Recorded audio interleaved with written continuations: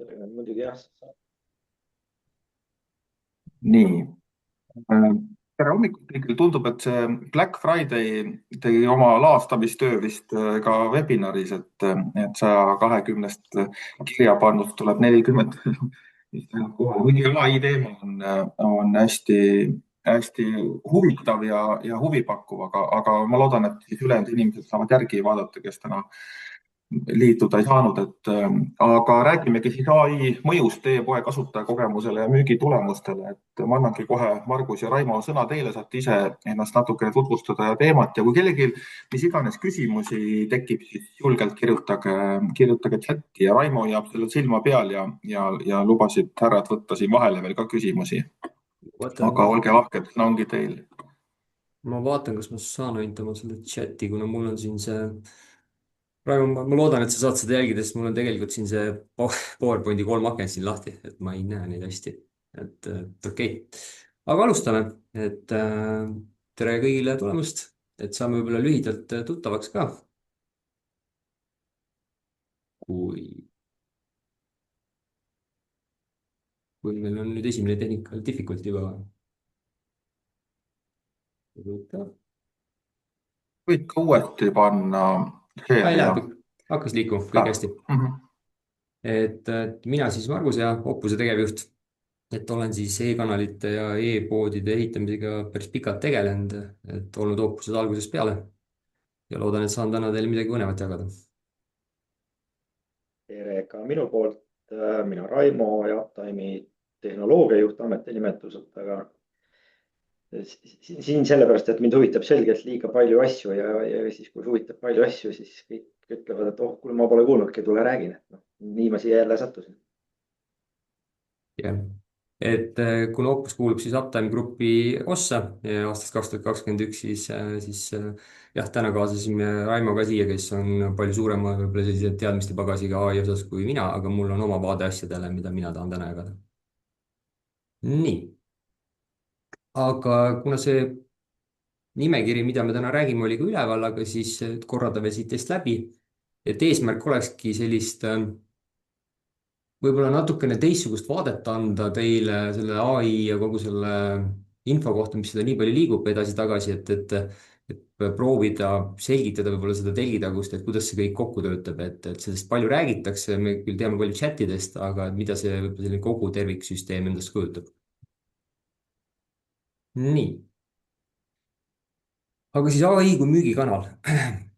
et tegelikult võib-olla, mida kõik just ongi viimasel ajal kuulnud, et räägitakse palju sellest chati poolest, aga võib-olla meie niisugune eesmärk oleks täna nagu rohkem teadvusse tuua seda, et tegelikult see ai ei ole ainult chat, et ta on ka rohkem nagu töövahend, et seda peakski vaatama eri pooltelt, et kummana teda siis kasutamas oled parasjagu. et kui varasemalt oli siis Omnichannel'is sellised nagu noh, standardsed nagu Google, email, sotsiaalmeediad on ju, siis tegelikult on praegu tulnud juurde chat ka, et siis chatil on noh, selles mõttes mina nimetaks teda nagu liimiks, mis igal pool on olemas ja siis kleebib kõik selle info kokku, et erinevatest kanalitest tulev info tegelikult läheb järjest rohkem sinna nii-öelda LLM-idesse ja sellesse kõigesse sisse, mis siis tegelikult võtavad sisendid, kui sealt tulevadki siis väljundid, et ehk siis suures pildis on kasutajate kohta rohkem teada, noh, see, kuna chat annab sellise konteksti ka ja siis ta suudab paremaid otsuseid teha. et noh, see on kindlalt muutumas ja võib-olla ütleme, milleks sellega siis tegeleda, et kui osad ettevõtted saavad ilmselt omal lubada, et ignoorida seda uut kanalit, sest et ta võtab kindlasti traditsioonilistest kanalitest seda nii-öelda siis traffic ut ja müüki ära, et siis kõik seda kindlasti teha ei saa. et Raimo räägib siin täna ka kindlasti pikemalt veel sellest, aga et noh, oma brändidega klientidel on või ütleme siis tootjatel on lihtsam kindlasti pildis olla kui nendel, kellel seda ei ole. aga, aga jah, et tegelema sellega ilmselt peab, sest et noh, paraku chat otsib sinu kohta infot, kus ta saab ja kui sa sellega ise süstemaatiliselt ei tegele, siis tegelikult noh, saavad su konkurendid sinu eest selle pildi luua või veel hullem, kui ta noh, suvalise kuskilt data pealt ise midagi leiutab ja see väga nagu adekvaatne ei ole, et see on siis nii su leitavuse poolest kui ka üldse sinu kohta informatsiooni või sellise brändi imidži poolt vaadatuna. Mõtle, kas mul on siin midagi veel lisada. Unustasin ma Raimo midagi ära? saame pärast rääkida, aga siin selle valguses oli kohe küsimus, et must reede, must nädal. Mis meil siin liikmete statistika näitab, kui suur protsent suunatud liiklusest tuleb AI kanalitest, Perplexity, ChatGPT, Google Gemini. kas jälgite, kas pilt on seina peal? Vastake chati.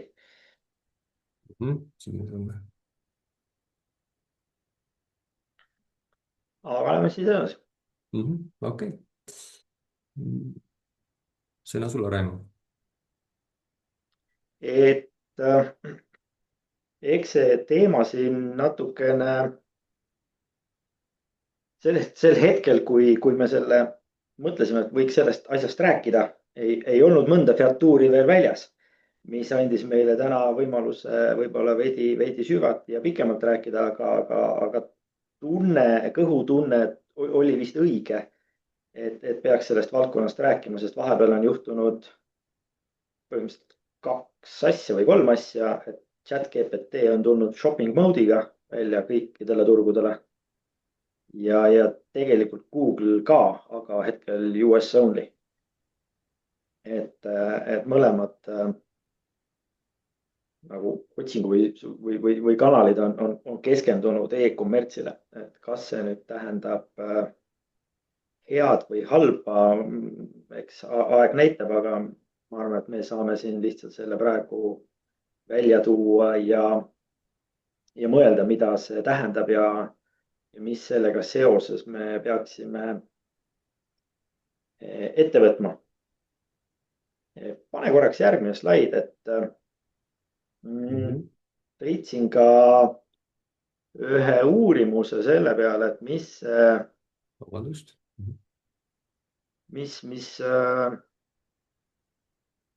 see liiklus võib-olla võiks olla praegu chati poolt genereeritud versus organic search.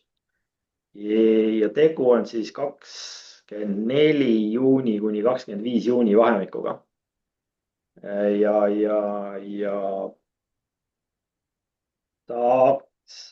hea küsimus, nimi on küll saksa nimi, aga Maximilian Kaiser Hamburgi ülikoolist tegi selle uuringu. Ja seda on nüüd siin kõvasti tõlgendatud ja kirjeldatud, et kes tahab, loeb. See uuring on pikem, et selle sama LinkedIni alt leiate pikemalt üles ja selle Maximiliani enda lehe pealt ka. Et teemal oli siis aasta jagu datat päris paljudest poodidest, ma peast ei mäletanud.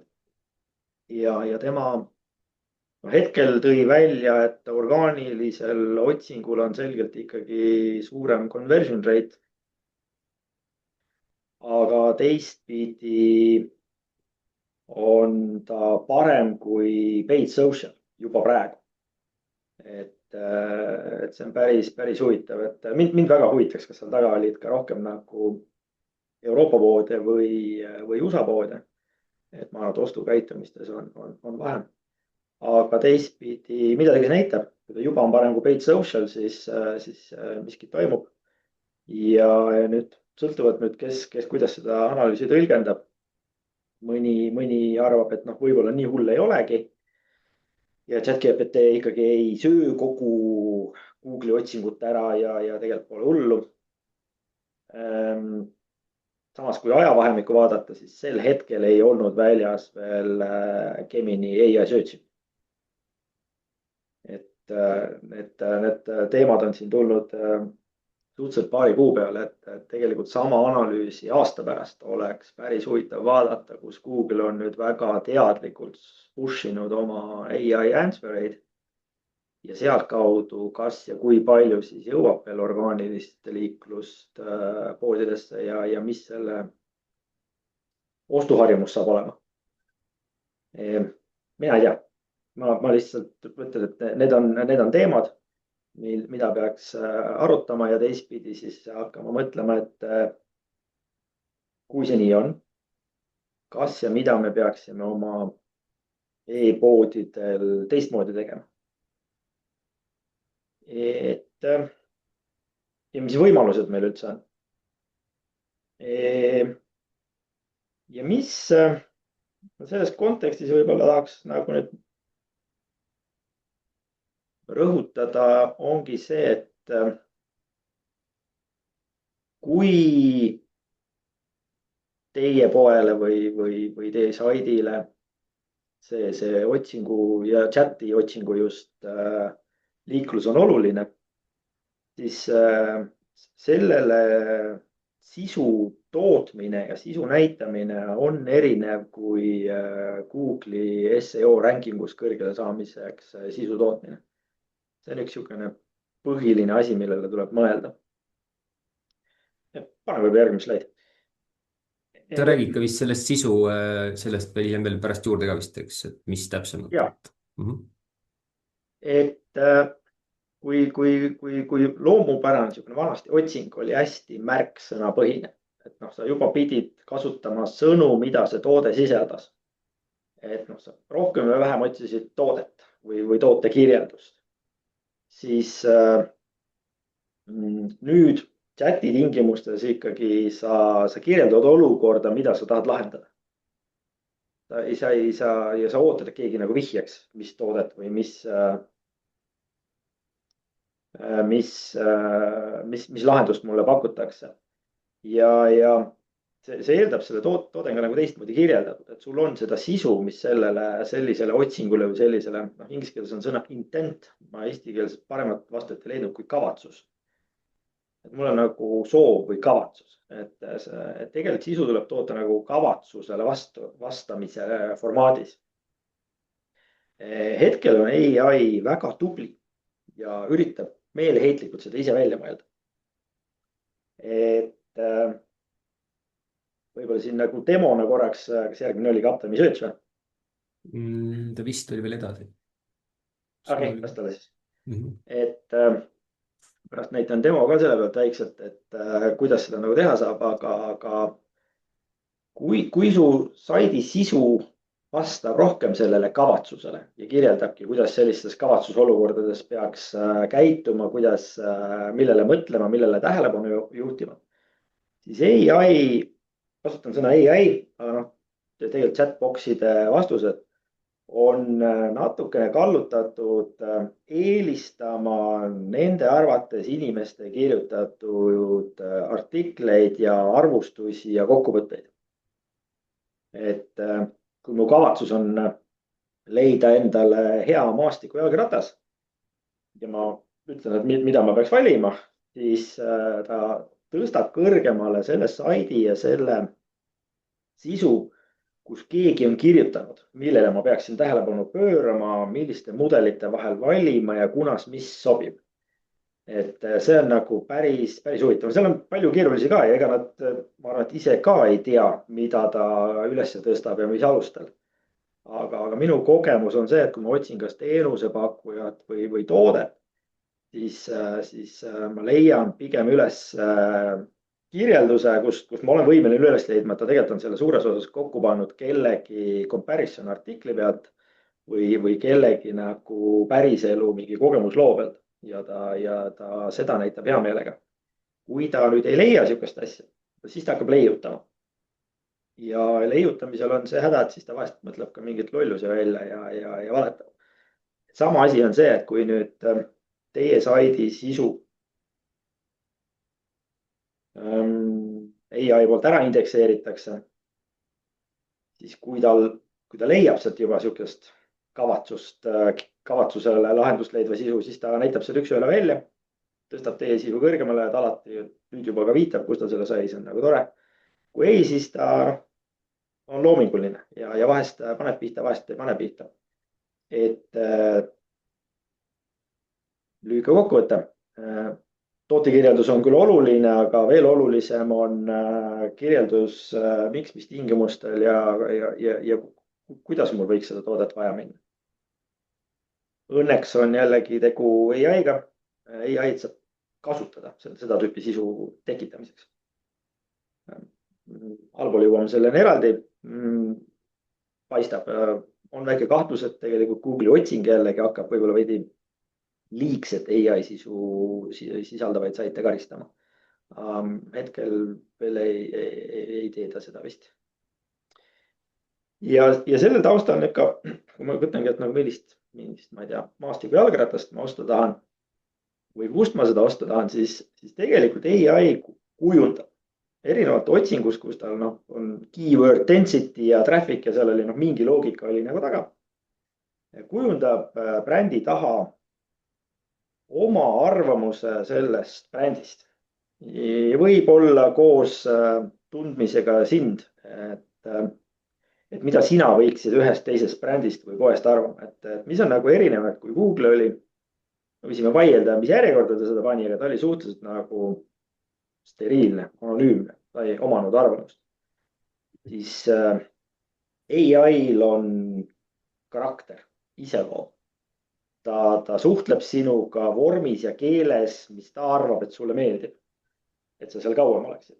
et kui sa oled ikkagi mingi asja, valdkonna või toote või brändi fännboi, siis ta kiidab seda ja laidab midagi muud, et minu päriselu kogemus, otsisin telekat. ikka ütlen välja. ei läinud ühtegi elektroonikapoodi seda otsima, sest see filtrite süsteem on veidi väsitav, ütleme selle peale. kirjutasin ai aknasse, et tahan telekat umbes 300 eurost, tahan täna kätte saada. leia mulle midagi umbes 5 tükki ja soovita, mida ma peaksin ostma. leidis põhimõtteliselt paar Samsungi mudelit ja palju Xiaomi mudeleid. juhtis tähelepanu asjaoludele, mille peale ma ei oleks tulnud, et HDMI pordid käituvad mängutingimustes osadel telekatel eraldi, boost ivad nagu hertsid ülesse, et mugav on mängida. ma isegi ei teadnud, et see ting on väga mõnus. aga mis mind nagu kulmi kergitama pani, oli see, et mul on Xiaomi telefon ja pigem pooldan seda brändi. aga ta kasutas ühel hetkel soovitustes sõna, et võta see 55-tolline Xiaomi telekas. kui see tundub, et on liiga suur, siis võta 50. ja kui sa just Xiaomi vihkaja oled, siis võta Samsung. ja kasutaski sihukest sõna. ja pani nagu mõtlema, et. mina ei pannud ise. ei, see ma ei pannud. Seda mina ka ei pannud, sest et ma võtaks. Karina, me kuuleme, aga pane ikka. okei, ma siis teen. et see oli nagu huvitav kogemus, aga teistpidi hästi loogiline. kuidas sa hoiad inimesi oma kanalis? me kõik võitleme nagu tähelepanu ja TikTok, Insta on ammu, et näita seda, mida inimestele meeldib ja kiida takka ja siis ta tahab seal olla ja tegelikult ai üritab ka kujundada arvamust mingite brändide suhtes ja kiidab seda takka. mis on mingi asi, millega peab väga teadlikult tegelema hakkama. mille peale ma natuke guugeldasin ja chatiga läbirääkimistes pidades, siis on tegelikult võimalik ta käest nagu küsida, et mida tema siis nagu brändi maineks peab, kuidas ta seda verifitseerib, mida tema oluliseks peab, et asuge chatiga läbirääkimistesse ja tegelikult on võimalik oma saidile või oma brändile lasta teha. mis see sõna oli? Full audit või midagi sihukest. see, kuidas chatiga hästi tööd teha ja kuidas chatilt paremaid vastuseid saada, see võib-olla on teise seminari teema. see oli full ai reputation audit.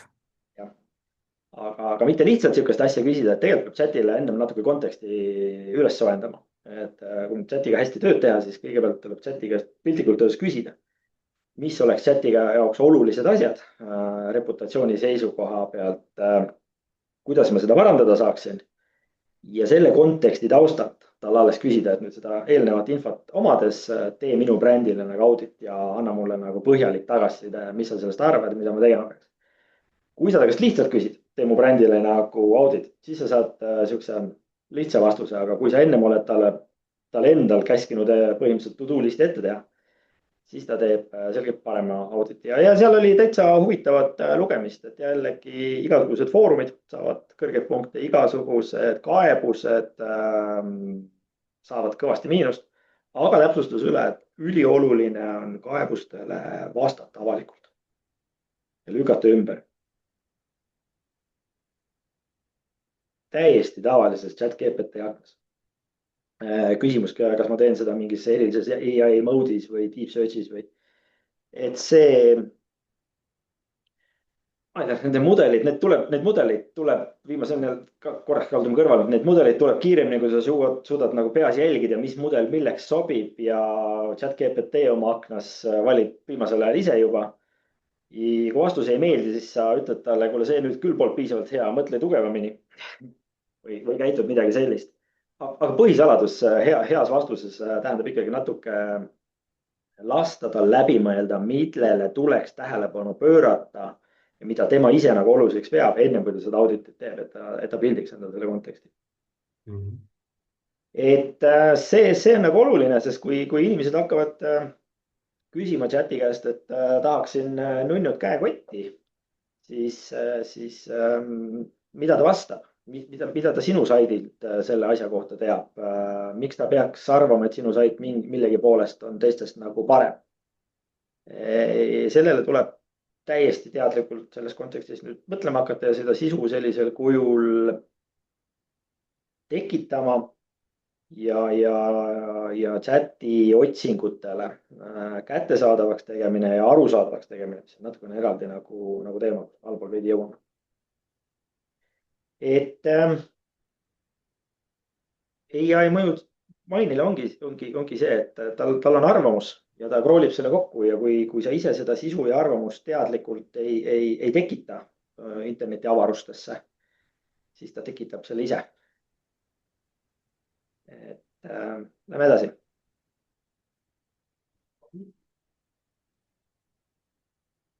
Need slaidid ei taha liikuda. Vaikselt. Nii, kohe läheb vist. Nii, vahepeal küsimusi. Kirjutage julgesti. Sul oli Raimo eelmisel slaidil veel üks asi, mis mulle silma jäi, tahtsin küsida, et seal sa mainisid ka neid, kui suured poisid hakkavad seal tegutsema selles valdkonnas, et mis väikestest saab? Mõtlesin, ma tulen selle juurde nüüd selle teema juurest siin. Okei, selge, siis ma tean.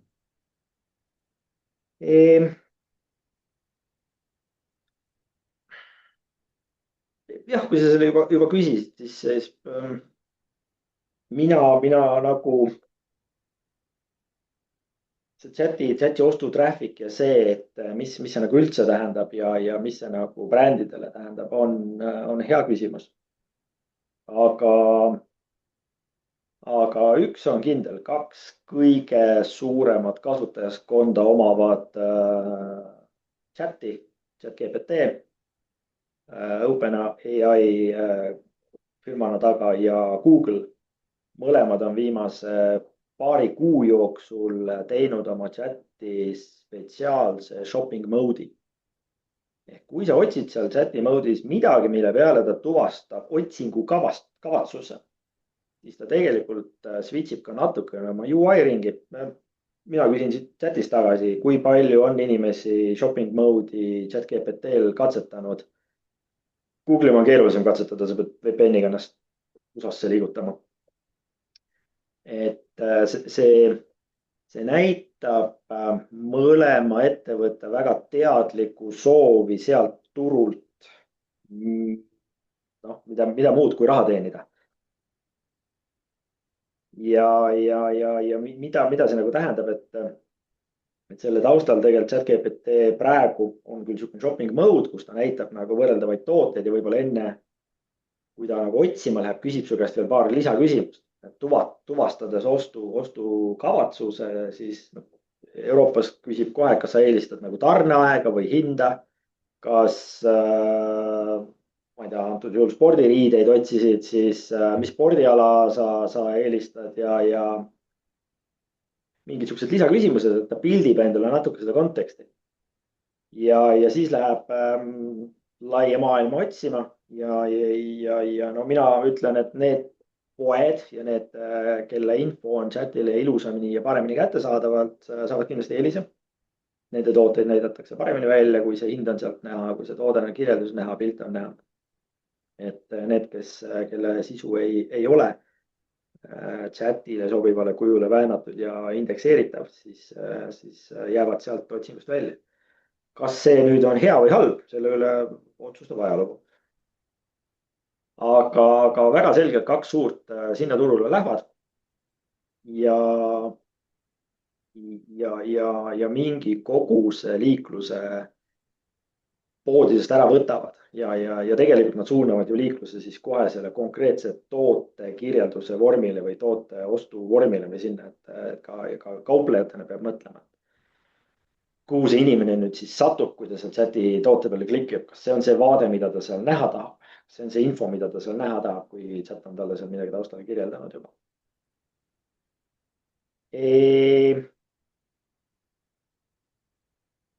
Jah, aga selle taustaga, et kuidas tehniliselt siis, see on see, miks mina siin täna olen, et kõik need mõtted mul peas olid, et kuidas ma siis teen oma saidi chatile hästi indekseeritavaks. Siis natuke ringi kolades on tulnud teenused turule suurtelt pakkujatelt, tegelikult nii Google'ilt kui Cloudflare'ilt, ma arvan, et teistelt veel, aga pean neid võib-olla olulisemaks. Google'it natuke ajapärast, miks.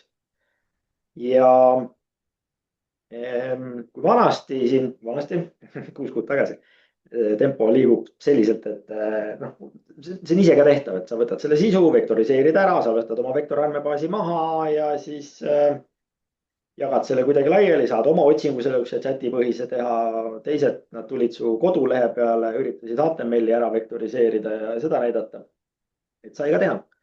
Aga nüüd näiteks Google'il on Vertexi brändi alla koondatud igasugused siuksed AI tööriistad, mis on just nagu nii otsingu kui e-kaupanduse API-de valdkonda. Ja Cloudflare ja Microsoft tulid välja ka mõnusa saidiga, kus ma Cloudflare'is, kui mu sait on juba Cloudflare'i taga, saan panna lihtsalt linnukes tee mulle AI search ja ta tegelikult teeb selle töö ise ära, et vektoriseerib selle sisu ära, mis sa talle ütled, et sa tahad, et ta vektoriseeriks, salvestab enda kõhtu maha, tekitab API endpoint'i ja tekitab, nüüd on see huvitav asi, et tekitab nagu ka teenuse endpoint'i, mille ainukene sisu on AI agentidele öelda, kuidas ja kust sinu saidilt infot ja millist infot leida ja kuidas seda infot nagu töödelda. Tekitab MCP serveri, Model Context Protocolli. Et nüüd, kui ChatGPT või Google'i agent saidile tuleb, siis ta enam ei hakka nagu ise ringi kolama ja sitemap'i otsima, vaid tegelikult leiab selle MCP teenuse üles ja see teenus ütleb nagu AI agendile, kuidas käituda. Põhimõtteliselt maailmas lepiti kokku, et see MCP on mudel, kuidas ühe AI agendid omavahel suhelda saavad. Et seal nad saavad infot, et vanasti olid API-de kirjeldused, kuidas inimesed aru said, kuidas progeda siis MCP on, kuidas nagu üks AI agent aru saab, kuidas suhelda omavahel. Vaeva tuli ka sisse, et mis asi on vektoriseerimine. Ta on indekseerimise erivorm, on ju. Et tehniliselt on indekseerimine on üks asi ja vektoriseerimine on teine asi. Tavakasutaja jaoks on see ikkagi otsingule vastuse saamine. Et kui mul on 5 dokumenti, siis ma saan ta ära indekseerida. Ja kui ma kirjutan otsingus sõna Raimo Seero, siis indekseerimise algoritm leiab üles kõige lihtsamalt seletades, millises dokumendis on Raimo Seerot kõige tihedamini, tõstab selle kõige kõrgemani ja ütleb, et see on kõige olulisem dokument. Teises oli veidi vähem, siis on veidi vähem olulisem. Vektoriseerimine võtab need samad 5 dokumenti, vektoriseerib ära. Praktiliselt tähendab seda, et kasutab AI mudelit ja tekitab sellest ühe 200-500 000 numbriga faili. mis kirjeldab ai arusaama ja nägemust, millest see dokument räägib. Mis on nagu hästi oluline. Sest nüüd, kui ma kirjutan Raimo Seero, siis tegelikult nüüd natuke sõltub, millist vektoriseerimist, algoritmi ja mudelit sa kasutanud oled. Ja kui sa kasutad näiteks OpenAI oma või ChatGPT või Google'i oma, siis see trikk on selline, et Raimo Seero puhul ai saab aru ka seda tausta, mida tema minu kohta seal taustal teadis. Ehk tundub, et on IT-juht Uptime'is, Eestist pärit. Te võite Perplexity'st mu nime sisse toksida, vaadata, mis ai must arvab. Ja temal nüüd selle sama märksõnaga kaasneb ka see kontekst. Et ta ei ole lihtsalt nagu kaks sõna, Raimo ja Seero, ja vaatame, kus on seda dokumendis kõige varem, vaid Raimo, Seero, IT-juht, Eesti seal. Ja nüüd ta läheb selle sama taustainfoga neid dokumente läbi otsima, mis on ka ära vektoriseeritud selle sama algoritmiga. Ja mul võib olla kaks dokumenti, üks on Raimo Seero ja räägib midagi Poolast ja võib-olla hoopis meditsiinist. Ja teine on Raimo Seero dokumendis kirjas, mis räägib IT-st ja Eestis. Selgelt tõstab selle IT ja Eesti dokumendi esile, sest tema kontekstina saab aru, et selles kontekstis on Raimo olulisem kui selles teises. Hea näide oleks võib-olla sellised mõnusad sünonüümid nagu laud. Et kui ma otsin lauda, siis natukenegi olen nagu kirjeldanud, kas ma otsin nagu seinalauda või kirjutuslauda või peolauda, siis ta saab aru dokumendi sisust. Mul meeldib mõelda niimoodi, et vektoriseerimine aitab dokumendist nagu kontekstist aru saada, mida see laud tähendab. Ja ta leiab selle laua nagu õiges kontekstis üles. Et tal ei ole lihtsalt nagu märksõna, mis on niisugune tühi tähtede rida, vaid tal on kontekst. Ja selle trikiga tegelikult on ai-l suhteliselt ükskõik, mis keeles sa otsid. Sest ta selle konteksti tekitab ennast keelest sõltumatult. Ma võin selle laua kirjutada ka nagu poola keeles. Ja ta käib need dokumendid üle ja ta võib mulle ingliskeelsed vasted anda, sest ta tegelikult sai aru, et ma otsisin lauda, mille on kirjutuslaud ja see poolakeelne dokument tegelikult sisaldas kirjutuslaua juttu. Ja ta suudab selle lennult ära tõlkida ja mulle tegelikult näidata, et näed, siin on see dokument, et see juhuslikult poola keeles, aga see on see asi, mida sa otsid. See on see ai magic, et tal on nagu see sama kavatsus. Tal on võime aru saada märksõnast koos selle kontekstiga. Erinevalt vanast otsingust. See sai nüüd pitsis seotus, mida tähendab vektoriseerimine. Kas võib, Raimo, siis öelda üldiselt, et tegelikult vektoriseerimine on see, et tekitatakse üks hästi paljude parameetritega selline fail ja kui inimene otsib, siis tema kohta on üht-teist teada, siis tegelikult oskab need kokku panna, Kui kirjutada Raimo Seero ja öelda, tee sellest vektor, ta tekitab sellest samamoodi, jällegi sõltub nüüd mudelist, ütleme, et 500 numbriga faili. Ja see kirjeldab Raimo Seerot tema arvates, mida ta Raimo kohta teab. Ja see on nagu hämmastav, kuidas sellest 500 numbrist piisab, et vastus tagasi anda, kui ma nüüd küsin, et täpselt sama toimub piltide genereerimisega. See on see tehnoloogiline, nagu, kus aju ei taha hästi vastu võtta, et sa annad talle 500 numbrist koosneva faili ja ütled, et tee samasugune. Ja ta teeb ja pildi. Et see on nagu, et sa saad talle 500 numbrist koosneva Raimo CV anda ja öelda, et tee samasugune. Ja vastuseks tuleb inimloetav Raimo CV. Magic. Aga jah, et jääme nüüd sinna otsingusse, et selle sama indekseerimise asemel on võimalik lasta siis nendel saitidel ära vektoriseerida see sait. Ja tänu sellele tekib sinul endal võimekus oma saidile ehitada siis neid samu searchbot'e, mis käituvad enam-vähem sama hästi kui Google'i või OpenAI oma. Saab seal searchbot'is veel taustal veel Google'it ja OpenAI'd kasutada ka, nii et selle otsingu ja konteksti mõistmise kvaliteet ei jää kuidagi alla. Siin on see ka väike vihje, et suhe läheb kahepoolseks, et hetkel on see mure, mis paneb jälle mõtlema, et kas ja kui palju on mõtet oma saidile oma chatbot'i ehitada. Kui ma olen ChatGPT-s ja suhtlen taga, küsin vahepeal mingit maastikurattu, toon näiteid maastikurattast. metsas sõita ja joosta, siis chat GPT jätab selle kõik meelde, noh, tegelikult Google ai ka. ja kui ma nüüd tema käest midagi küsin nädal aega hiljem, mis on võib-olla kuidagi jooksuspordi või metsa poole kaldu, tegelikult minu seda konteksti teab. ja chat GPT ja Google ai tunnevad mind väga palju paremini kui suvalise e-poe otsinguaken. nii palju, kui see minu ostuajalugu ja midagi sinna külge veel ka taha liigutanud ei ole. mis minu peas ütleb, et ta alati oskab soovitada või lisaküsimusi küsida minu kohta paremini kui nüüd suvalise saidi otsinguaken, kellel ei ole seda eelist, et ma ei ela temast. noh, chat GPT käest ma küsin Google'i asemel pea kõike kogu aeg. ta tegelikult teab minu tausta, minu otsingu ajalugu, et see info, mida need aknad minu kohta teavad, on päris hirmutav.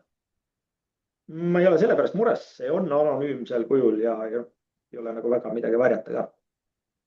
aga ta tunneb mind ikkagi väga, et ta tunneb, kunas mul vigastus oli, mis brändid mulle meeldivad, mis brändid mulle ei meeldi, kus ma täpsustusi olen otsinud juurde, et see on nagu tohutu info ja paneb mõtlema, kas on oma saidile mõtet sellist asja ehitada ja jääda ainult lootma ai otsingu akna peale.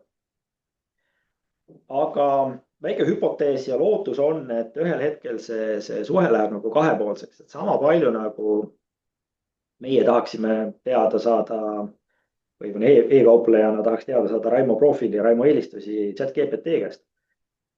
on chat GPT-l tegelikult ju vaja seda sisu.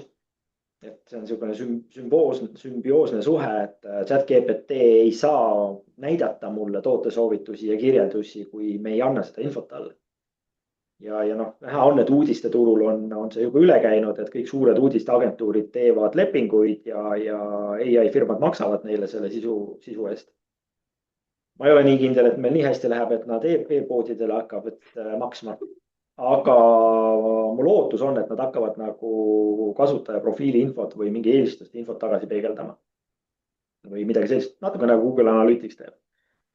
et see tundub nagu mõistlik, hetkel küll ühtegi näidet selle kohta mul tuua ei ole, aga see kõlab kuidagi loogiliselt.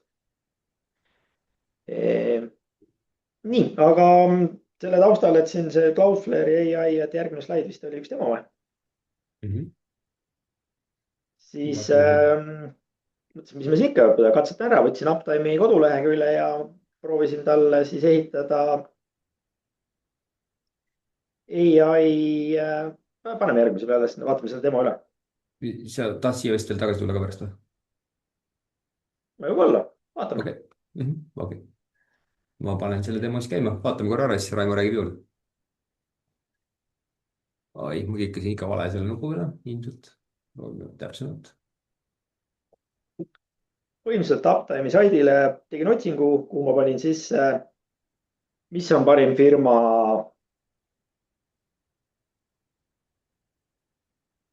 e-kommertsi teenuste hankimiseks. ja nüüd ta annab mulle niisuguse vastuse siia.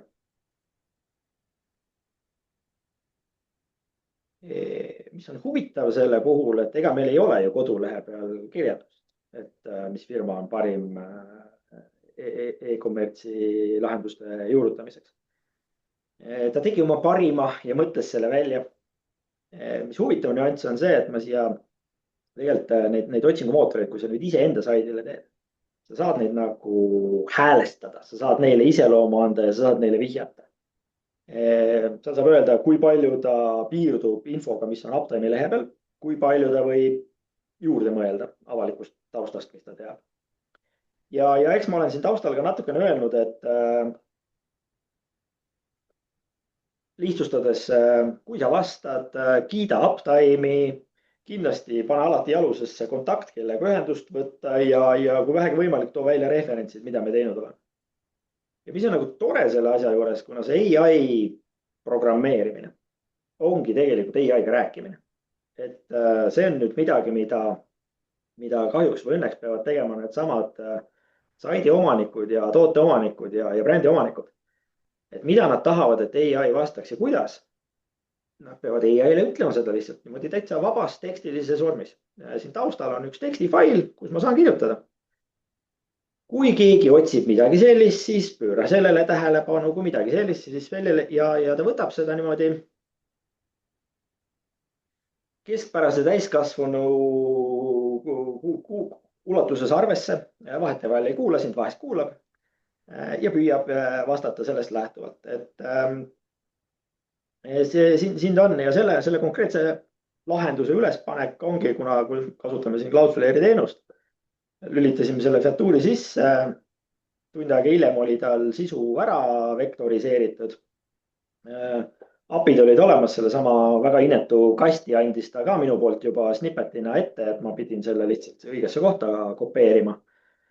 Ja mul on saidil nagu chat ja nüüd, mis mind väga huvitab ja mida ma hakkan jälgima, on see, et aga mida inimesed tegelikult küsivad, kui nad minu saidil tulevad.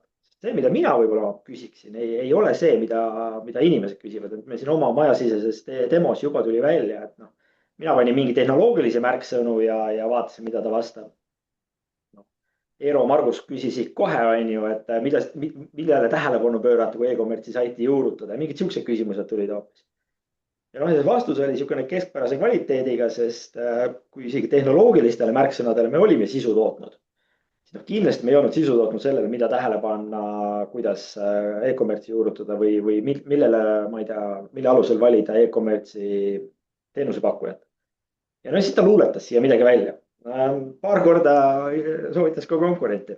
Meil kindlasti ei ole saidil konkurenti väljas, aga ma olen ta suhteliselt niimoodi leebeks lasknud. See on lihtsalt näide, et see tehnoloogia on nii kaugele jõudnud, et seda on lihtne juurutada ja hakata nagu vaatama, mis selle peale juhtuma hakkab. Ja konkreetselt Cloudflare'i teenuse puhul juhtub ka see eelis, et ta tekitab selle lisateenuse sinna, et teistele AI indekseerijatele on su sisu kergemini leitav ja arusaadav. Samasugune teenus veidi võimsamal kujul on olemas ka Google'il, sinna sama Vertex perekonda pandud. Ja mudel on vähem samasugune, et sa ütled, kus su sait asub, kus su sisu asub ja ta teeb sul vähe samasuguse snippeti, aga seda ei olnud võib-olla nii lihtne juurutada.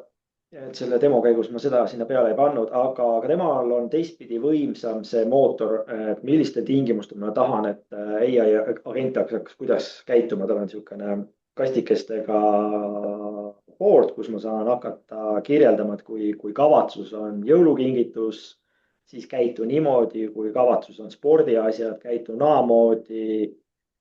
Kui kavatsus on spordiasjad ja tundub olev nooremat tüüpi inimene, siis käitu kolmandat moodi, sa saad neid funnel'id seal ehitada ja mõjutada, milliseid vastuseid ja kus ta sulle sinna annab. Selle kõige sisu ja taust on see, et sa oled selle oma saidi, oma tooted Google'ile ära vektoriseerinud. Ja selleks on Google'il oma teenus olemas, muidugi natukene maksab, aga praegu need on uued tooted, 10 000 päringut kuus on tasuta. Optimi saidile kunagi 10 000 otsingupäringut kuus hakkab tulema, siis ma arvan, et meil on nii hästi, et me jaksame vast maksta sellest. Et suured tootjad kindlasti peavad mõtlema selle kulu peale, mis sealt tuleb. Nii, hüppame korra tagasi.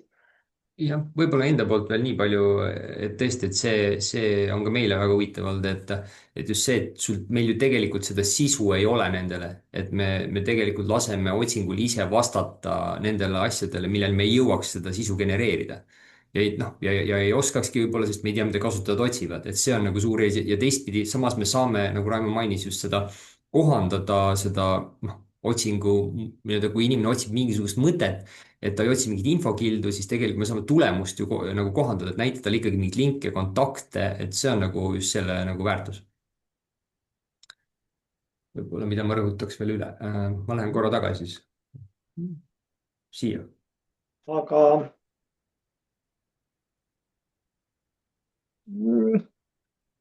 vaatan, mis siin on, et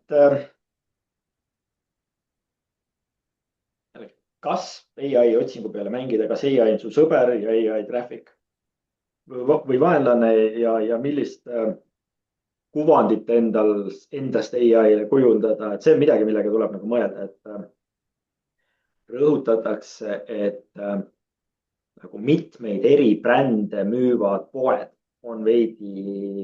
võivad olla hädas oma kuvandi läbisurumisega Temu, AliExpress ja Amazoni taustal, mille poolest sa selles osas nagu eristud. Et siin on midagi selle sektori poodidele nagu mõelda. Kui sa müüd oma brändi, ma arvan, et sellel on kindel eelis ja võimalus seda ei rohkem ära kasutada, sest oma brändi sa toodad ikka ise ja kes ikka sind upitab, kui sa ise ei upita.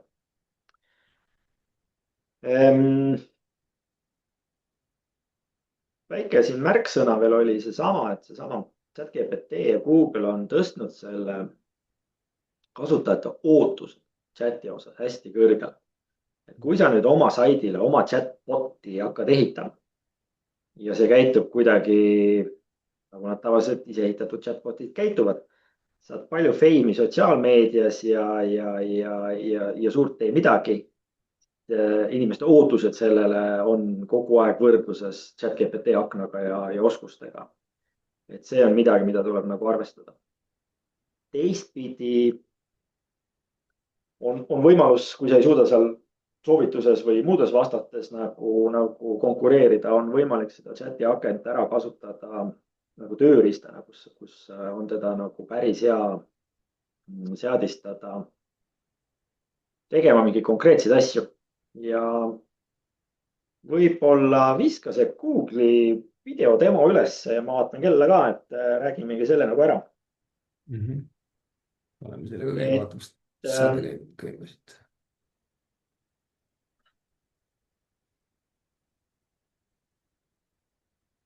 See on see sama näide sellest, et Google tegi ka shopping mode'i. Ehk kui ta tuvastab, et sa tahad midagi osta, siis ta kasutajaliides tegelikult muutub, näitab siin tooteid kõrvale. Ja Google'il on sisse ehitatud ka selline asi, et sa saad siin paari klikiga tegelikult panna selle üles, et tead, ma ostan selle kotti ära siis, kui hind läheb madalamaks kui. Ja Google'i seesama AI bot jätab selle meelde ja Google'il, kuna sul on Google Pay on seal küljes, tegelikult kui hind läheb alla selle, ostab selle sinu eest ära. Google'i USA turul on siuke featuur juba väljas. Teine asi, mis on nüüd turule tulnud, on ChatGPT ja Stripe tegid uue protokolli, see oli Agentic Commerce protokoll. Tegelikult tegid arvutikäsustiku, kuidas e-poed peaksid välja näitama oma tooteid, oma ostukorvi, mis seal veel oli, et ostu saaks ära teha ilma ChatGPT aknast lahkumata. See on see nagu sõna, hetkel on see laivis USA vastu Edge'it. Etsi on see esimene pood, kes selle laivi läks. Teised siin riburada pidi jooksevad järgi. Aga näitamaks jällegi, et ChatGPT-l on väga tõsi taga e-kommertsi turult mingil kujul raha ära võtta, on see sama, et ma saan Etsist osta praegu asju ilma, et ma lahkuks ChatGPT aknast. Et otsin tooteid, need visuaalselt tulevad niimoodi välja, vajutan nuppu ja juhtub. Ja vajadusel ta seal küsis veel mu aadressi ja kõik on tehtud, et ma ei jõuagi füüsiliselt Etsisse. Mida see tähendab add-on salesidele ja upsellidele ja kõikidele sihukestele asjadele.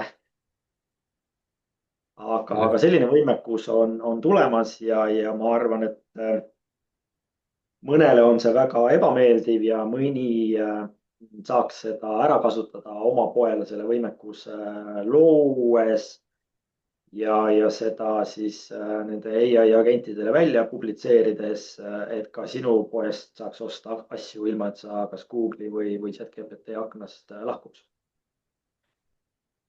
Jällegi, tegelikult natuke kolades ringi, siis Google'il on olemas selline teenus nagu shopping graph. See info, mis te siin näete juhused, need kotikesed tabelid, ta toob sinna need tooted, mida ta on leidnud üle shopping graph'i. Nagu selle Google'i otsinguga, ta praegu üritab seda ise luua mingite asjade kohta. Aga tegelikult on olemas seal, portaali nime ei mäleta, põhimõtteliselt kaupleja portaal, ja sa saad oma tooted sinna shopping graphi üles laadida. Või siis öelda shopping graphile, kus ta neid nagu kätte saab. et sa saad oma tooted sinna nagu nähtavaks teha. ja kui sa selle ära oled teinud, siis Google kindlasti armastab sind natuke rohkem selle võrra. kui nüüd selle Google'i seda portfelli veel vaadata, siis lisaks sellele shopping graphile on see ja sellele oma chati ehitamisele on Google'il ka väike linnuke, et kui ta ai mode'is vastab asjadele, tal on jällegi vaja, et see sinu sait oleks kuidagi ära vektoriseeritud ja selline. siis praegu, kui sa annad Google'ile ette oma toote API, indekseeri kõik minu tooted ära seal selle, kui sa seda chati ehitad, seal on üks väike linnukene.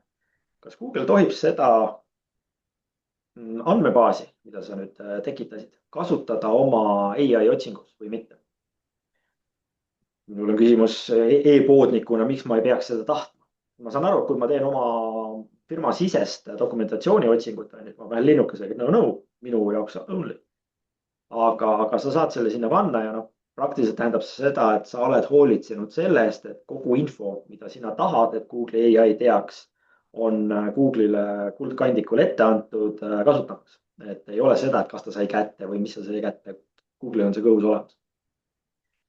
minu hüpotees on jällegi, et kõik sellised saidid, kes selle töö on ära teinud, saavad väikse eelise, sest sa tead, et sinu poolt on kõik hästi tehtud, tal on see info olemas, kas ta kasutab või miks ei kasuta, siis on see samamoodi teema juba aruteluks. kas su saidi usaldusväärsus on piisavalt kõrge või miks ta seda ei tee, aga see on nagu teine teema juba. et võib-olla siin teeks üleskutse, et ettevõtted, kes näevad, et sinnapoole liikumine ja poed on teema, mis neid huvitab, siis noh, meil ühtegi e-poodi ei ole. ma olen siin paar korda mõtelnud, hakkame vägisi midagi müüma, et saaks nagu katsetusi teha. otsiks tegelikult huvitatud osapooli, kellega neid teenuseid siis nagu käima joosta ja seadistada ja vaadata, et mis seal nagu tuleb, et meie tegeleme oma koduleheküljega, kus on päraselt sisu ja midagi osta ei saa. aga väga huvitav oleks kellegiga koos neid teenuseid käima joosta ja vaadata, mis plussid-miinused siin tulevad. nii, lähme edasi. väike vahene võib-olla märkus, et Google'il on ka nüüd vist riiete müüjatele olemas see virtual try on sellesama pluginiga, mis nad seal ehitavad, mis tähendab seda, et sisuliselt on võimalik riideid seal proovida kohe. kui hästi see töötab, jään vastuse võlgu, aga kindlasti demo olen näinud ja tundus päris impressive. kas see on, okei, see on sama. panin uuesti käima. jah, ta läks teed. nii et Raimo on praegu hästi palju rääkinud erinevatest võib-olla sellistest võimalustest, mida saab kõike teha. aga noh, nagu iga asi, et on kaks poolt, et üks on hea ja teine ei ole võib-olla nii hea ja, või vähemalt tuleks sellega arvestada. et noh, me siin oleme ka rääkinud juba eelnevalt, et osadel brändidel läheb ilmselt paremini ja osadel brändidel võib tekkida probleeme või no kellel ei ole oma brände, näiteks need dropshipperid nii-öelda. et ja ega teistpidi, kui ka sinu tooteid või bränd on sul enda oma, aga sa müüd seda kuskile edasimüüjatele ka, et siis tegelikult tekib see hinnavõrdlus ja see hinnakonkurents päris suur, sest et need ai töövahendid on hindade nagu scrape imise või sellise allalaadimise teinud ülilihtsaks ja võrdlemise teiste saitide ja konkurentidega. et see on kindlasti üks asi, millest ei saa mööda vaadata, et noh, hetkel head lahendust minul ei ole sellele, mida sellega teha, aga noh, nagu ikkagi, et nagu ma olen varem nagu võib-olla sellest kasutajakogemusest rääkides välja toonud, et ega lõpuks, kui sa hinnaga oled ainult võrreldav, siis ongi sul niikuinii suurem probleem, et noh, et mina näiteks mingid ostuotsused teen sellega, et mul on see järelteenindus või hooldus on asjadel nagu siin kohapeal või mul on hea suhtlus selle ettevõttega. et sellised väärtused hakkavad nagu noh, väga-väga palju mängima lisaks, sest et võib-olla lehtedele jõutaksegi vähem, otsingud hakkavad mujalt tulema. et selle hinnasõja ja selle muu väärtuse pakkumisega peab kindlasti midagi mõtlema. Siis klientide tuvastamine on ka selline ai ajastu päris keeruliseks võib minna, et kuna ai on deepfake idega on võimalik petta, et saab ju tegelikult väga lihtsalt genereerida nii kontosid, isikuid. et see on üsna selline, noh, jällegi rahaliselt võib olla väga suurte kahjudega seotud. et kui sa klienti ei suuda tuvastada ja agendid teevad järjest rohkem ka ise oste, nagu Raimo ka just rääkis, et sisuliselt saad panna linnukese, et kui hind läheb sinna ja pay on küljes, siis ostetakse see kohe ära. Et siis tegelikult etteruttavalt juba tegelikult, kui need agendid seal omapäi möllavad, et tegelikult selline lähisuhe või selline kliendi nagu püsisuhte saavutamine on palju keerulisem, et sa oled lihtsalt üks vendor kuskil keegi, et sa ei saa nagu seda võib-olla nii personaalset suhet selle kliendiga luua. Et kuidas seda jällegi lahendada, et need on asjad, millele nagu peaks nagu hakkama mõtlema. Et võltsarvustused on iseenesest täiesti arusaadav, et neid saab ai ette ja tahapidi genereerida ja et et kui sa midagi ostad, sa võid saada ikkagi 10 nahka petta, et eks kui keegi on kuskilt sealt AliExpressist tellinud, siis kindlasti näeb, seal review sid on igasuguseid, aga et kui paljud nad seal tõesed on ja nii edasi, et eks see sõltub, kuigi nad on suht suure platvormid, on suhteliselt ruthless selles mõttes, et nad nagu karistavad nagu pigem müüjaid kui ostjaid, et nad tahavad, et ostjatel oleks hästi. Aga need on sellised teemad. Võib-olla millal ma pikemalt veel tahtsin korra peatuda, oli see GDPR osa, et siin on ka Smile'iga pandud, sest me rääkisime igasugustest võimalustest, aga Euroopa Liidus teadupärast selle info kasutamine ei ole nii lihtne, et muudkui võtame ja teeme mingi ai teenuseid sinna otsa ja et kasutame ka inimeste andmeid ja pakume neile mingi väga personaliseeritud asju. Aga see ei tähenda, et see ei ole võimalik, et tegelikult ei ole vaja nagu sellist täisandmestikku nende teenuste pakkumiseks, et ai-d saab tegelikult või neid chat'e ja ka muid teenuseid, kui nad integreeruvad just selles omnichannel'is, sest omnichannel'i mõttes saab ju andmed jooksevad sinna sisse igalt poolt, on ju, nii emailides saab seda agregeerida ja vastata samamoodi läbi mingite soovituste, aga see ei pea olema nii personaliseeritud, et alati on võimalik seda infot anonüümiseerida mingil kujul. Teine variant on küsida kasutajalt luba selleks, et kui sa tahad mingit head teenust saada, siis anna meile luba, et me kasutame neid andmeid ausalt ja hästi, hoiame neid Euroopa Liidus ja kasutaja saab alati neid seadistada, et neid andmeid ma ei taha enam lubada, aga neid ma tahan lubada, et see on niisugune läbipaistev asjaajamine, paraku Euroopas seda nii tegema peab ja ise tarbijana samamoodi hindad seda, kui seda võib-olla pakutakse. Siis ja siis võib-olla mida veel saab tegelikult teha, on see, et osa sellest nagu lisaväärtusest saab luua tegelikult koha peal. Et ei ole vaja alati nagu saata seda andmestikku kuskile pilve või cloud'i, cloud'i siis, et võimalik on seda teha näiteks brauseris, teha mingi eeltöötlus ära piltidele, ma ei tea, mingid mõõtmised ära teha, samuti äppides. Et sa ei peagi seda andmestikku üldse välja saatma, mis tähendab seda, et jällegi, et sa oled tegelikult vastavuses, et neid võimalusi on nagu, vabandust, midagi vist läksid täiesti ära. Sellel, ma ei tea, kus see slaid praegu kadus, üks hetk, mingi error oli siin, mul läks näpp kuskile vastu.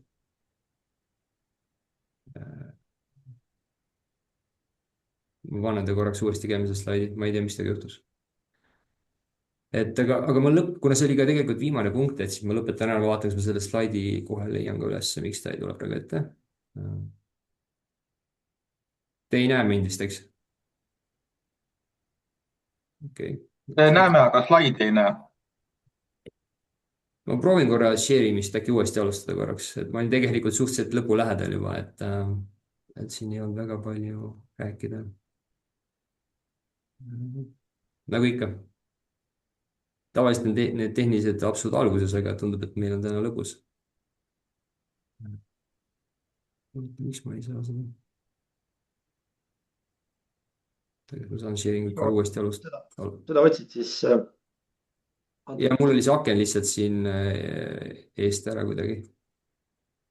Täna me rääkisime hästi palju AI-st ja sellest, kuidas chati kanalitest tuleb ja kuidas sinna mõjutada.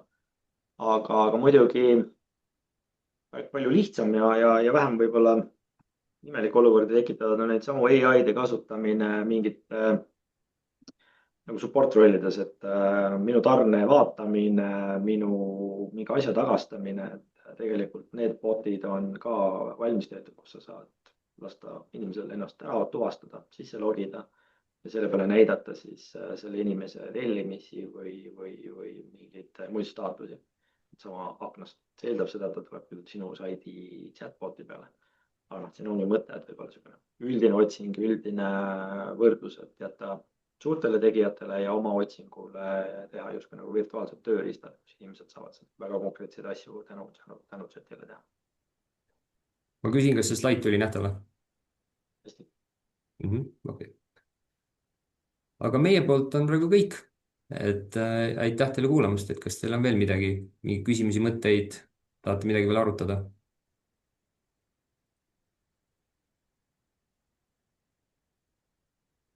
Ideaalne võimalus, kui keegi tahab midagi küsida, võib mikrofoni sisse panna ja küsida ka häälekult. Lihtsam on, jah?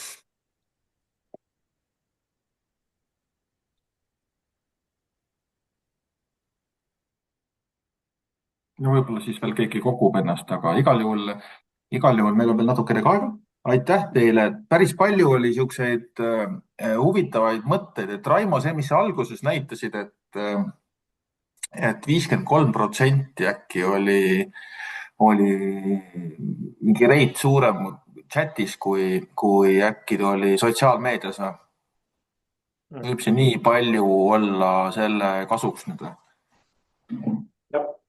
Paid socialist oli traffic 3% suurem, noh jah, 53% kogu trafficust oli 53% tasuta sisseviskamine chatist versus paid social. Okay. Et see on poole rohkem, on ju.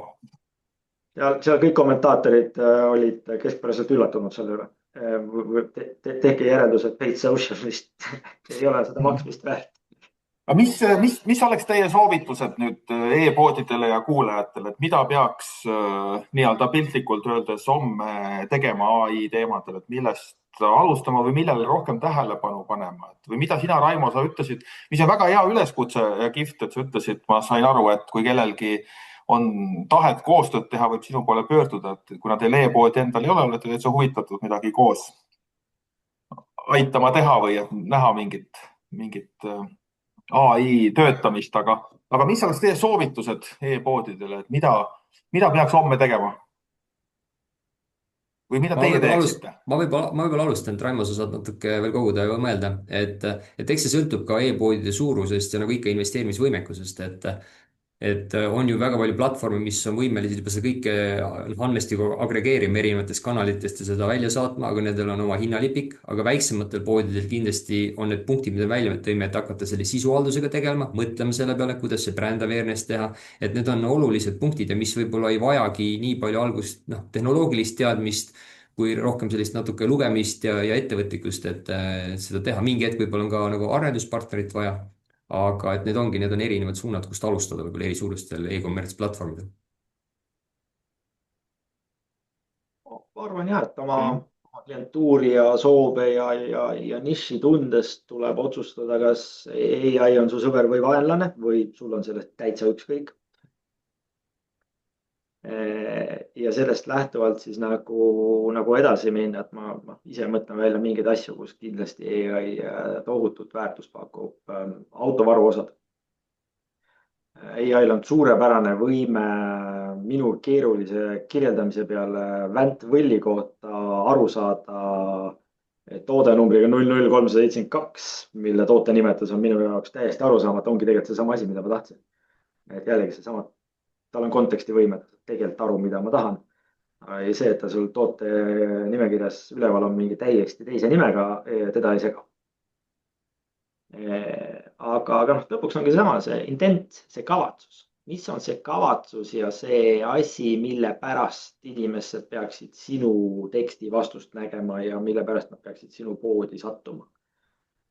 Otsin jalgratast, maastikuratast, mingid tingimusi on ju, et kirjeldlik, see on seda tüüpi kavatsusega inimene, otsib maastikuratast vaba aega mitte võistlusteks või just võistlusteks, tal on oluline ma ei tea, kergus või vastupidavus, et see kirjeldus peaks kõik olema kuskil, et jällegi muidu AI hakkab leiutama, aga kui ta leiab kellegi, kes on seda kirjeldanud, siis ta on kohe väga õnnelik.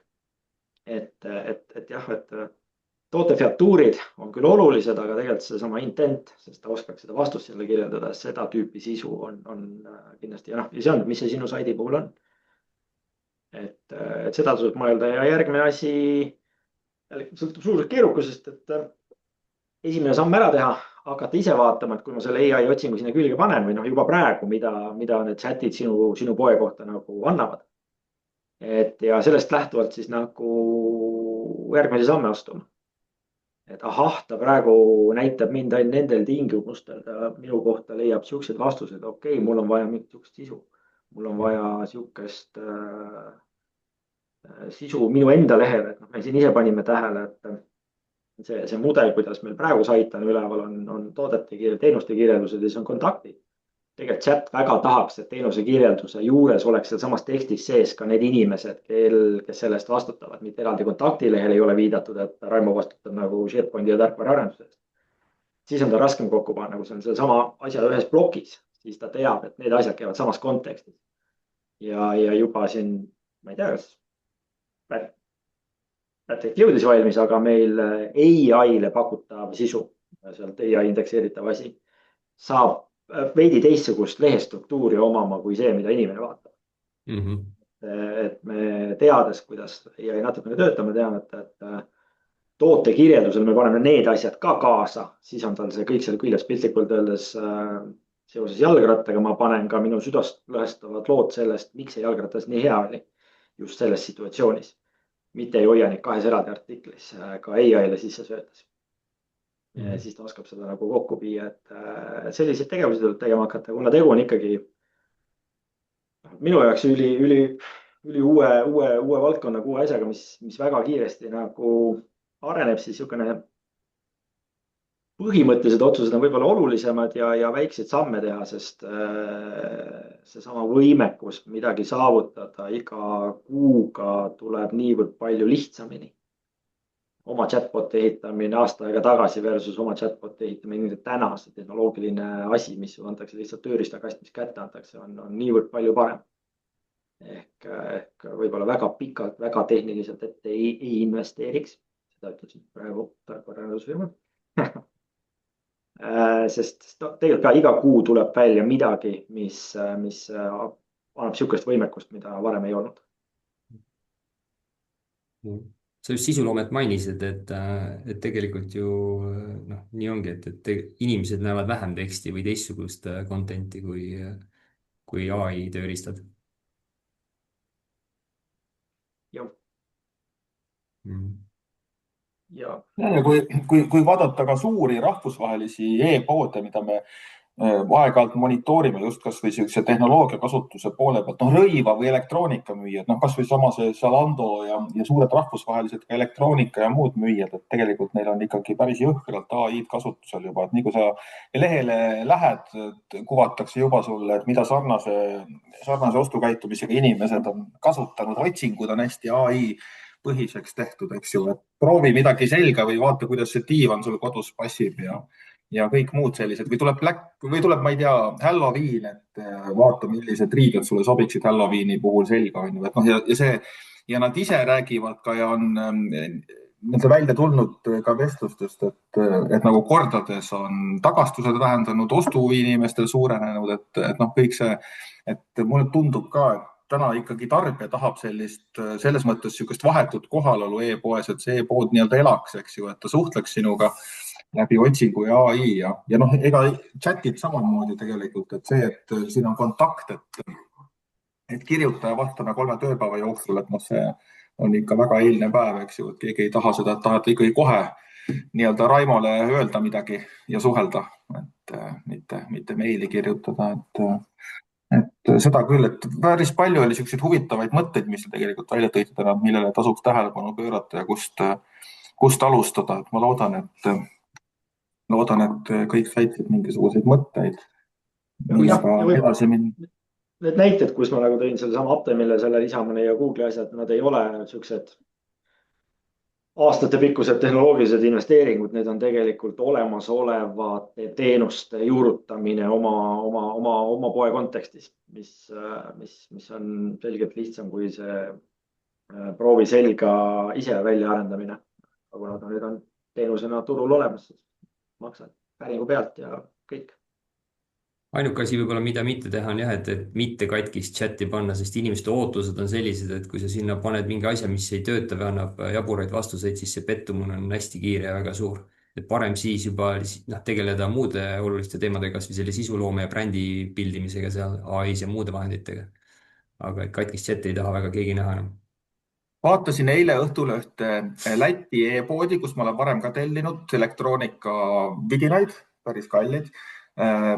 Toote puhul, mis oli hea hinnaga, et Black Friday, on kirjas, et ta on laos. Tahtsin küsida, et kas ta on laos, tähendab siis Lätis või siis on kuskil Euroopa laos, et mis see tarneaeg on. Ongi ilusti chat pandud, et küsi, vastame kohe, on ju. Nii kui ma sinna chati läksin, sealt vastas robot, kes oli nii algeline, et tal oli sellised basic 5 lauset.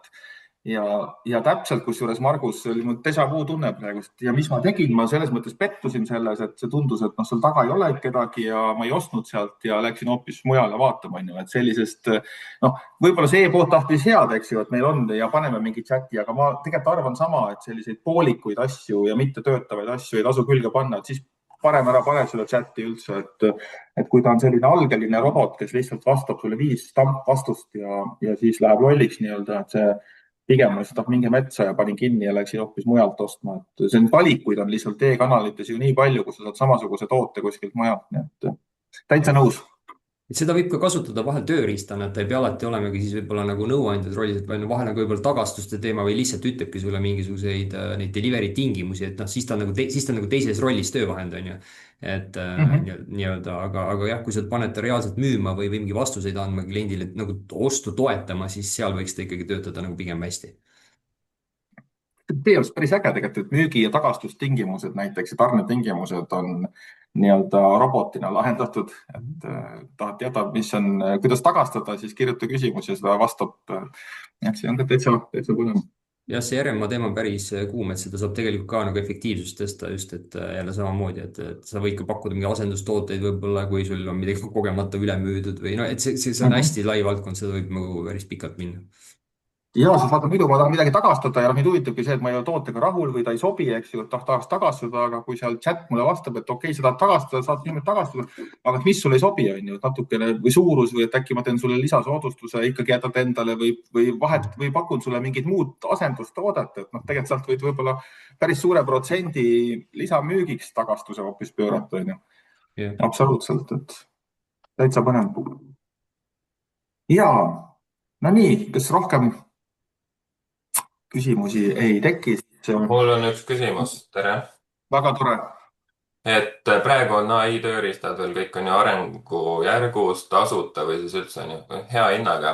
Aga kui suur on oht, et tulevikus, kui ettevõtted integreerivadki kõik oma AI tööriistad oma süsteemidesse, oma protsessidesse, et see hinnastamine muutub nii, et see nagu läheb nii palju kallimaks, et mõned ettevõtted võib-olla ei saagi seda lubada omale. Ja teine pool, mis ma tegelikult tahaks küsida, on ka andmemahtude kohta, et kui kõik need e-poed hakkavadki järjest omale neid chatbot'e ja asju integreerima, et siis kas on ka riske, et serverid ei pea vastu ja et mis sellega võib kaasneda veel omakorda. Aitäh! Lihtsam on vastata andmemahtude osas, et see pole probleem. Eriti me Eestis ei suudagi nii palju siin andmemahtu tekitada kui keegi kuskil mujal. Hinnastamisega ma olen selles suhtes pigem küsitakse täpselt nii palju, et natukene häiriks, aga ikkagi veel maksad. Ja nii on, et kui sa põhimõtteliselt ei taha maksta, siis kogu aeg häirib. Ja nad nii kõrgeks seda hinda ei lükka, et ära sureda. Kõigil on huvi nagu raha teenida ja eks see hind kujuneb sinna kuskile turu peale ja eks sa lõpuks pead otsustama, kas see hind on sulle seda väärtust väärt või mitte. Ja nii on, et ma ei usu, et nad selle kuidagi nüüd järsku keeravad niimoodi, et nüüd siis enam ei jaksa maksta. Aga kindlasti, aga lihtsalt mõttekoht kindlasti ettevõttel on ja see risk on, et see nii-öelda summa, mida nad lõpuks maksavad nende päringute kohta tõuseb, et siis, et kas see on väärt seda. Kindlasti ilmselt on, sest AI ju see on nii arenev ja täna me ei teagi, kuhu see lõpuks välja jõuab tegelikult. sisuliselt on ta üks äririske, et millega sa pead arvestama, et kui sa võtad teenuse, mille hinda sa tegelikult ei oska ise ette ennustada, et siis sa pead sellega lihtsalt mingil kujul arvestama. jällegi natukene sõltub, mis kohast on. On hetkel võlu see, et neid AI pakkujaid on rohkem kui üks ja mingeid osasid seal on tavaliselt need kõige kallimaid osa, ehk seesama vektoriseerimine ja see osa on kõige kallim. Neid saab tegelikult taustal niimoodi ümber vahetada, et lõppkasutaja ei saagi aru ja juba on turule tulnud niinimetatud brokerid, kus ta sul reaalajas pakub parasjagu kõige odavamat vektoriseerija teenust ja siis võtab A, B või C käest ja üritab sinu hinda sedasi optimeerida, et mingeid siukseid trikke on ka. Aga kindlasti ta on järjekordselt uus mingi asi, millest tuli nagu maksta. Vanasti niimoodi panid hostingusse Zone'is, maksid Zone'ile, oli kõik hästi, nüüd järsku tuleb mingi kulurida juurde. Hetkel on nad tõesti veel väga odavalt hinnastatud, et see kulurida on siin kas ilma rahata või noh, ei ole isegi 100 euro. Sõltub poe nüüd suurusest ka, kas ta kunagi võiks minna. Ma arvan, et siuksed mõne tuhande tootega poed Google'i mõistes ei saavuta veel suurusjärkugi, et väga palju raha küsida. Selge. Jah, meie väiksus vist tuleb siin kasuks, et Eestis on need andmemahud lihtsalt nii väiksed, et Google'ite ja muude jaoks tõenäoliselt tahaks loota vähemalt, et või noh, paari tuhande toote pealt või paari kümnega veel, et äkki ei küsita nii palju, aga see on väga hea teema igatahes ja püstitus ju, et selle peale peaks ka mõtlema, eks ju, et kui kõike, mis on tasuta, integreerid ja sõltuvus oled pärast selles, et ja kui seal suured tasud määratakse, siis nagu Margus ütles, et on ühes äririsk, eks ju, või aga kulu, millega peab arvestama.